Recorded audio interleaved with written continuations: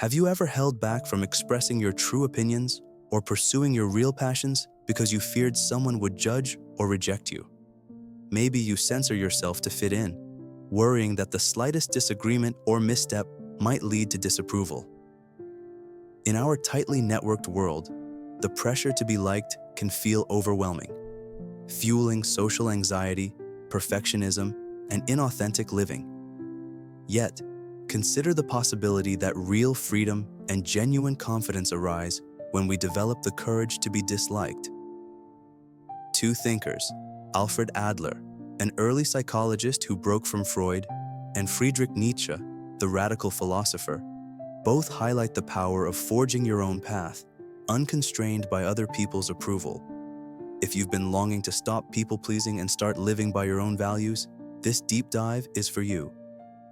Alfred Adler, 1870 to 1937, was an Austrian physician and psychologist who initially worked alongside Sigmund Freud, but eventually developed his own school of thought. Individual psychology. Breaking away from Freud's emphasis on unconscious drives, Adler focused on our conscious motivations and our drive to belong. He believed each person forms a unique style of life, shaped by early experiences and how we interpret them, and that psychological distress often arises from feelings of inferiority or social disconnection. Unlike Freud's psychoanalysis, which often zeroed in on repressed sexual conflicts, Adlerian psychology sees us as fundamentally social beings, motivated by goals and the desire for significance in the community. Adler stressed self-responsibility. We're not merely products of our childhood or external forces. We can choose how to view our circumstances and forge a new direction. This notion underpins the modern idea that we need the courage to be disliked if we are to embrace our true individuality, unfettered by constant worry about external approval. Why do we fear being disliked so intensely? In Adler's view, a lot revolves around our life tasks, such as forming relationships, contributing to society, and discovering our personal identity. When we tie our self-worth to how well we think we're performing these tasks, other people's opinions can feel like a verdict on our entire being. A negative comment might confirm our worst fears of inferiority, fueling anxious attempts to please everyone.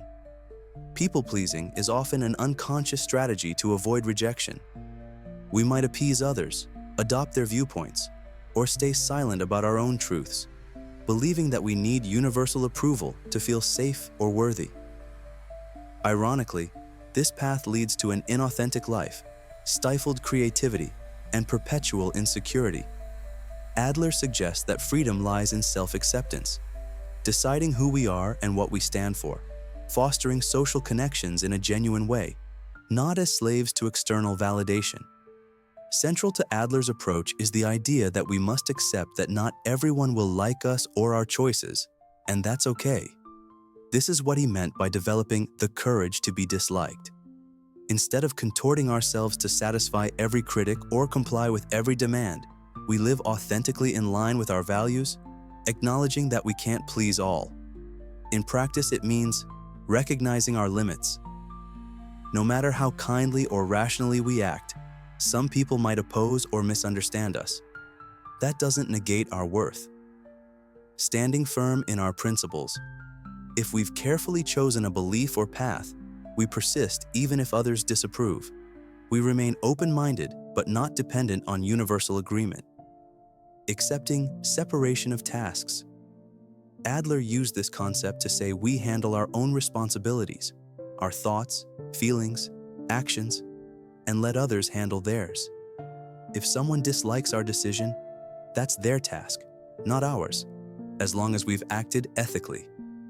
This stance frees us from the treadmill of chasing external praise. Ironically, it often leads to deeper respect, because authenticity resonates more powerfully than forced conformity. Friedrich Nietzsche, 1844 to 1900, brought a bolder, more radical view of self-creation. He called for people to transcend herd mentality and become the Übermensch, the overman, who shapes personal values without slavishly following societal norms. Nietzsche's rallying cry, "Become who you are," resonates with Adler's call to self-responsibility. Both thinkers emphasize forging a unique path and rejecting the tyranny of what others think.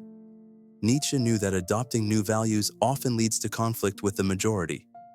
Courage is required to stand apart from the crowd, defy tradition, or renounce shallow social acceptance. Yet Nietzsche believed such defiance was the only way to actualize one's highest potential.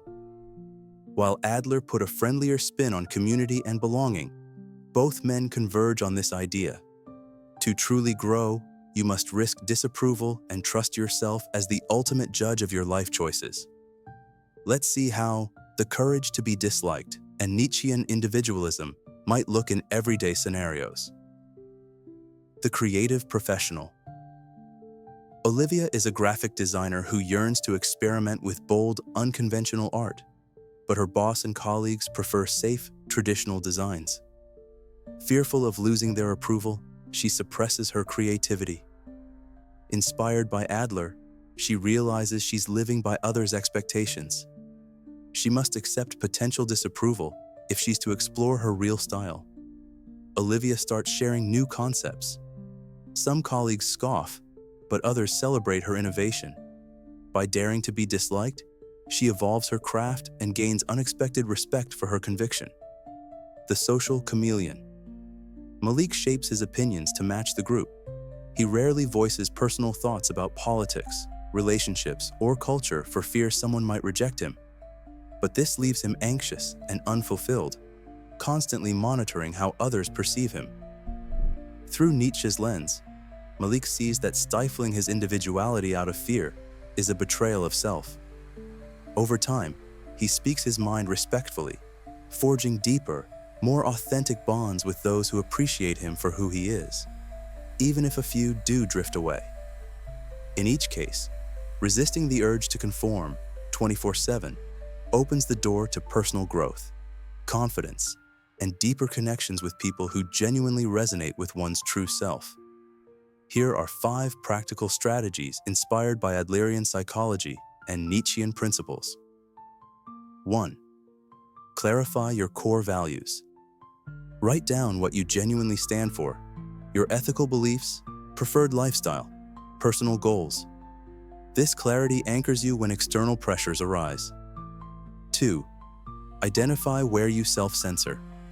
Notice moments you hold back opinions or act against your beliefs to gain approval. Acknowledge that fear of disapproval is driving you. Ask, is it worth compromising my authenticity? 3. Practice task separation. If someone criticizes you for a decision that respects your values, see that as their task, not yours. Your task is to act ethically and responsibly. Their task is how they respond. 4. Small acts of assertion. Start with low-risk situations. Voice a differing opinion in a casual conversation, or wear a style you like but rarely show off. Each time, you reinforce your capacity to handle potential disapproval. 5. Self-compassion. Fear of being disliked often ties to feeling unworthy. Cultivate kindness toward yourself. Forgive yourself for missteps. Remember your inherent dignity, and empathize with your struggle to grow. Implementing these steps gradually dismantles the reflex to contort yourself for universal liking. You find not everyone's going to cheer your journey, and that's okay. A major hurdle is social anxiety, the dread of negative evaluation. Adler's approach fosters self-confidence through purposeful contribution to society, not by fawning for approval. Meanwhile, Nietzsche encourages forging your identity, even if it upsets the crowd. Combine them. Focus on contribution. Instead of fixating on how others see you, direct attention to how you can enrich a conversation, project, or relationship. This outward focus reduces self-consciousness. Reframe criticism. When someone disapproves, interpret it as differing perspectives rather than a condemnation of your worth. Critiques might be constructive or reflect their biases. Be willing to stand out. If your convictions lead you to a different choice or style, remind yourself that growth demands stepping beyond the norm. Social anxiety often calms when you honor your own voice and accept that not all feedback is a personal indictment. So many of our stressors come from craving validation, social media likes, peer praise, family approval. While some external feedback can guide healthy growth, being driven by it leads to an endless chase. Both Adler and Nietzsche see liberation in trusting internal criteria of success, internal locus of control. Rather than blaming circumstances or others, realize you choose your response. This accountability fosters dignity and resilience. Embrace solitude. Nietzsche, in particular, speaks of the value of solitude for self-reflection. Time alone clarifies your beliefs, untainted by social pressures, fueling genuine self-trust. Quality over quantity. Freed from the need to please everyone, you can cultivate deeper, more meaningful ties with those who respect your authenticity, rather than superficial acceptance from a large crowd.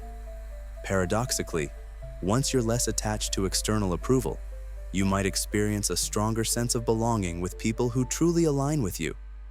In a world where we're taught to be polite, agreeable, and well-liked, it's courageous, perhaps even revolutionary, to say, "I'll act by my convictions, knowing some disapproval may follow." This is the courage to be disliked that Alfred Adler championed, complemented by Friedrich Nietzsche's clarion call to become who you are. By stepping outside the shadow of universal acceptance, you discover a bolder, more self-directed life. No, it's not about being rude or dismissing constructive feedback. Rather, it's about a gentle yet firm alignment with your values. You respect others' autonomy while guarding your own. You contribute positively to society without feeling enslaved by every passing opinion. If you must choose between shallow popularity and authentic self-expression, you choose authenticity. And find that in doing so, you unlock deeper self-esteem and form genuine connections with those who appreciate the real you. So the next time you catch yourself bending over backward to please everyone, remember, your worth doesn't hinge on universal approval. Embrace the courage to be disliked, trusting in your integrity and thoughtful judgments.